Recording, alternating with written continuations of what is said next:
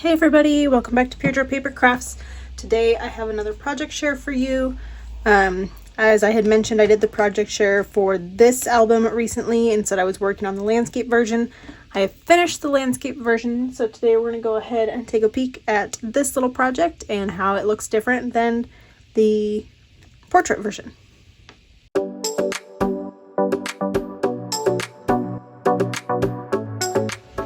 Alright, so if you watched my other project share video on how I created this album, you would know that I made this album from a card kit by Pink and Main, and it happens to be this card kit. It's the Valentine's Day one called Love You. And what I had done was I just took all of the portrait cards and made an album out of that. So this one that I'm going to show you today is all of the landscape cards.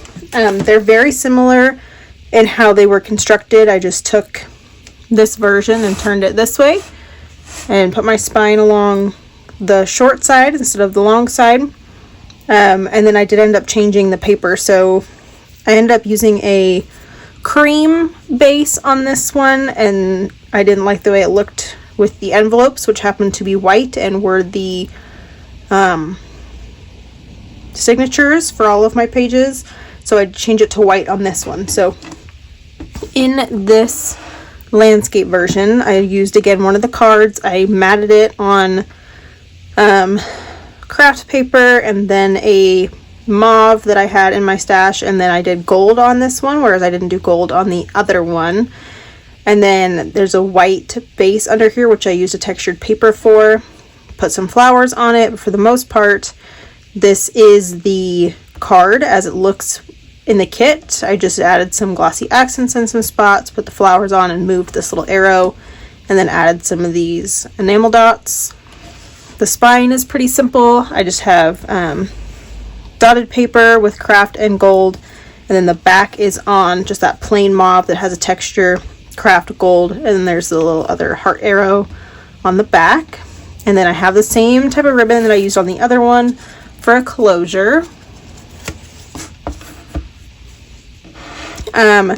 I did this one a lot less in detail, or I guess with a lot less matting than I did the other version, because I ran out of paper, so I did the best I could with what I had.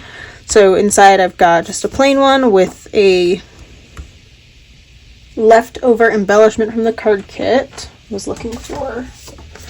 And I did leave this open so you could tuck something in there. But then all these signatures are made from a card and an envelope, so this flips up and you could also pull it out. So this is a card which I had to trim down quite a bit to fit in these, because I forgot that when you do it this way and you have a hinge here, it's gonna have an impact. So this is an envelope that came in the card kit, and then this is a card. I did have to do some changing of my mind later, but this flips up, so you could use the inside here and use this as a flap, or you could pull it out and use it as the card. And then it's matted with some paper from my stash, and I just kept it really simple.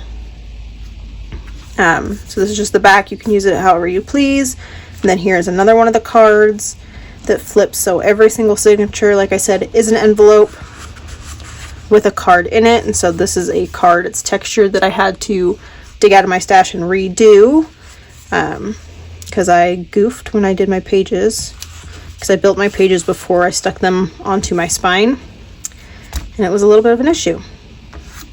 So there's my second signature, and here's my third signature with that last card that again pulls out just the same and flips. So like I said, I kept this pretty simple, but it is using up the rest of the card kit then between the two albums.